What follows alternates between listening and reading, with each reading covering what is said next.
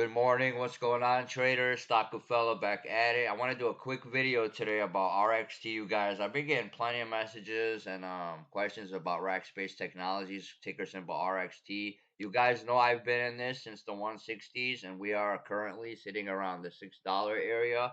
So I did a quick little presentation. I just want to talk about like the negatives and positives. So let's get right into it, you guys. All right, let's go to present. You guys know I'm not too good at editing, so I'm going to do the best I can. All right, we're going to talk about rack space technology, ticker symbol RXT. First of all, is it still a good buy? Second of all, is it a pump and dump? This is what I've been getting a lot, and why this thing is up 500%, you guys. So we're gonna get into this, but it possibly could still a good buy. You're gonna see in the next few slides. Is it a pump and dump? I do not believe it's a pump and dump, and you'll see why in a second. And we're gonna go over again why this is up 500%. All right.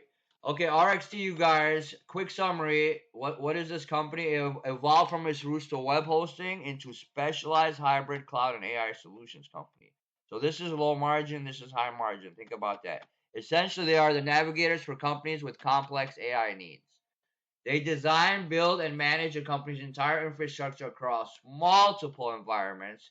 The identity shift, you guys, pivoting from the renting servers, like I said earlier, from renting servers to managing the world's most complex clouds.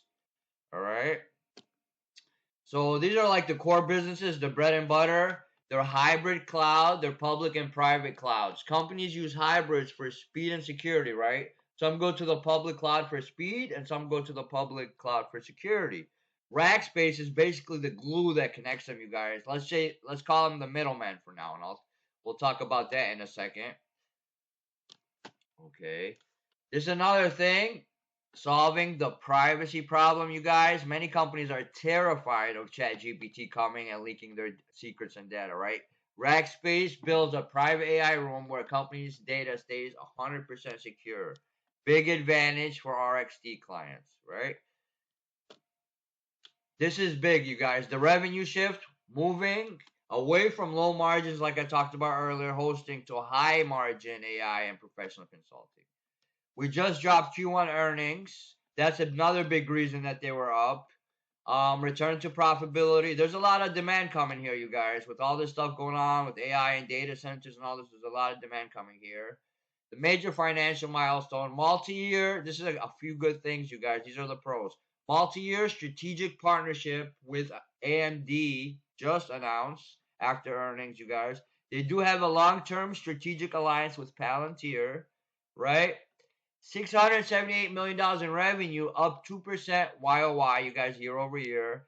And another good thing is 75% is held by institutions, you guys. I mentioned this on Twitter. When we looked at the chart, I'm like, pay attention to volume, you guys. We had 12 million in volume come on that day. And I said, I'll leave my Twitter at the bottom so you guys can follow me. I usually call out charts there and like what I'm watching, what I'm getting in, what I'm adding to and stuff. But I said specifically, pay attention to the volume, you guys. The tape is lying to you. The tape showed so much sellers, but the volume said it showed so much buyers, you guys. So I was like, yeah, pay attention to the volume. When I seen that, I had more conviction and like buying with them. It helped me because I was like, this is crazy volume for something like this, you know. Another thing is a deal with Saudi Arabia. You guys know they're trying to get Saudi Arabia's trying to get more into the AI for the Vision 2030 to build their infrastructure. And then when I looked them up, they had deals with Advent Health, Seattle Children, and BP for their AI infrastructure. So those are some positives. Here are the negatives, you guys, right? It's a little overextended. We're going to look at the chart in a second, right? This is the weekly right here. You guys can see the weekly looks crazy, right? This weekend went up from like, let's just say 150 all the way to $6, right? Another bad thing is the 200 MA is at 131. So that's we kind of want that higher. To me, it's a little bad because I like the 200 to be under so we can have like, let's just say good support right there. So support would be all the way down here, like worst comes to worst, let's say. But I don't think so, but let's just say worst comes to worst. The 50 MA is close to, it's at $1.70. We need these to start moving up. And like to the right, like, you know, up and to the right. Heavy competition, another from big consulting firms such as ACN, and then you guys know ACN Accenture. I was trading that a couple years ago, and then IBM's Kenzer Products. Bad thing is they do have a lot of debt. You guys, 2.5 billion in debt, but I think they're gonna restructure this somehow. I don't believe they're gonna dilute too much. I didn't find warrants. I could be wrong, but when I was looking, I didn't find warrants yet. The shrinking legacy, the private cloud declining, you guys. But the good thing is the public cloud is like taking a spot. Execution risk, AMD partnership currently at MOU, you guys, which is basically like a talk, like hey, just like an agreement, right? Like a mouth agreement. So it's not like a signed here. We got a $20 billion exact contract. So let's see what happens there. Negative equity, liabilities outweigh assets. So it says there's no safety net for shareholders, but if you're smart, you guys could play it the right way. Let's go next, you guys. Okay, before I get to my concluding thoughts, like I was saying, you guys, this thing is a little overextended, right? Let's start with the weekly. You guys could see the weekly, how it looks crazy. But you guys could see when it like broke right through my resistance, and then this little resistance kind of topped out at $6. But if we can see right here, it came back. It came back and actually broke the $6 overnight, you guys. So I want to talk about the hourly. Let's talk about the hourly real fast, because people have been asking me, should I get in? It's a little overextended, what I think, but it depends. Because like right now, look at the daily, you guys. I'm expecting maybe a little pullback, maybe to the whole, maybe not. We'll see if it holds the 5 area. This thing was very powerful, not that much sellers if you pay attention to volume. And right here, you guys, when I was telling you guys pay attention to volume, you guys, I've been doing this for 11 years now. And you guys, when I see volume like this, that's not retail, you guys. That is definitely not retail. And then look at the selling. That's like, it's not that much compared to the buying. And look at the buying here.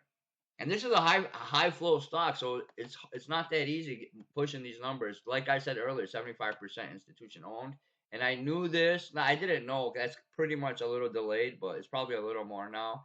But just looking from this, I was pretty sure that this is not retail, you guys. And this stock is not talked about a lot, like you would think, after being up 500% just in a month, you guys. But yeah, like I was saying, like let's say we get a pullback. The initial breakout was like $3, right? But the real breakout was this little double top right here. Then it finally broke out on good volume, right? So if we, let's just say, because it could possibly pull back because it is a little overextended. Let's say it pulls back and we have a bad day. Like this area is what I'll be looking for. This between here and here, you guys. So let's just say, don't mind all the lines. I just want to show you guys. Support is more of an area, not like an exact perfect spot. But let's just say this area right here, I'll be looking for it. If it holds, I'll try to get in. But I'll get in slowly, right? I'll start with a little bit. And if it breaks out, I'll start adding a little bit. Then if it keeps going tomorrow, I'll add again. You guys do not want to get in all at once. I'm telling you. I've been doing this for 11 years, like I said. Do not get in all at once. You have time. If this is a good company, it's going to continue to go. You guys can see my target. Hopefully, if it gets there, is around, my first target is 8, and then my second target's around 976, like 9 something, like almost $10, right? We'll see, just depending on how it acts, though. So like I said, this might be a good trade if you like, if it continues, like let's say it continues and it soars to $7. Let's say we wake up at $7 Monday. It has to come back and test the next support. But I would still do the same thing. I would only buy a little and see how it works, like a starter position, and let it play around. Even if it goes down, you guys, you only have a tiny position. You won't be like so emotional. Like I've learned over the years, you can make more with smaller positions, you guys. Like not too small, but decent positions that where you can hold, where every little tick won't bother you as much. That's like this thing. I'm up like 5,500 right now, and I've been in since the 160s. And this is what, like, I should have gotten maybe like a couple thousand shares, but I like was spreading it out different stocks. But yeah, I added to this in the fives and the fours. I think in the 530s. This is where I added where I was like, okay, let me show you guys a 15 real fast. I said if it comes back this day, if it breaks 5, I'm out, right? And it actually came back and held, and VBOP was right there, so I started adding again. And right now I'm up to 1,165 shares. Looking at my past video, I think it's on the shorts. You'll see where I'm at. Right now we're at 618. So depending how this acts, you guys, it's still a good trade to me. But do not chase and wait for a good entry point. And like I said, don't get in all together because you can see the overextension. Another thing, like a lot of my trader buddies do, is like you could draw a trend line, which I'm probably gonna do just to stay a little safe, just to see where it is. Like it's not gonna be perfect, right? But let's just say we're gonna put a trend line, and then we'll say, let me edit this so it could be a little different. Right? We'll say as long as it stays above the trend, I'll stay in it, you guys. Right? And then I could even start a hidden channel. I don't know if you guys know about hidden channels. Watch my other videos. Let's say we have another hidden channel. I'll be like, okay, cool. This is my target. As long as we get above here, I'll stay in this. As long as we stay in this little trend, I could stay above here if you guys can see what I'm talking about. So the thing is, you see how low this trend line is? This could be another entry point for the trend traders. So let's say it comes to here and starts holding. You guys know there's a trend there. This would be like an 8-point start trade if the trend holds. If it goes back to $4 and the trend actually holds and we get some good volume, good support, and maybe some good like support on the bid, you'll see a lot of buyers coming and trying to hold it up and not that many sellers. Pay attention to volume, like I said. So what I think, let's just go to my concluding thoughts. You guys have been ranting about this for a minute. Concluding thoughts. Like I said, you guys, buy on dips only. Do not chase. Do not chase. This is how you pay. Sometimes it works out, but not that long, you guys. You never know if this stock could keep going up, but usually we'll have a pullback. Do not chase. And I do not believe this is a pump, you guys. Like we talked about, the balance sheet's getting stronger. The growth is moving 10% over here. I don't know if I talked about that. And also start slowly. If you do get in, start slowly. My price target, like I said, is between $8 and $10. Overall score on my grading scale, you guys, is 7.5 out of 10 if you have decent entries, you guys, like we talked about. Especially if it holds that trend line or if it holds the next support, like I said. I'm going to be protecting the profits, hopefully, around the $5 area, just in case. I don't want to give too much back. One of my rules, you guys already know, I learned from Mark Minervini, is protect your profits. And that helped me a lot in trading. I hope this video helps some people. Smash that like, you guys. Subscribe to my channel. Hit that bell. Any questions, please leave in the comments. Any videos you guys want me to make, just leave it in the comments. And you already know, plan the trade, trade the plan. Peace out.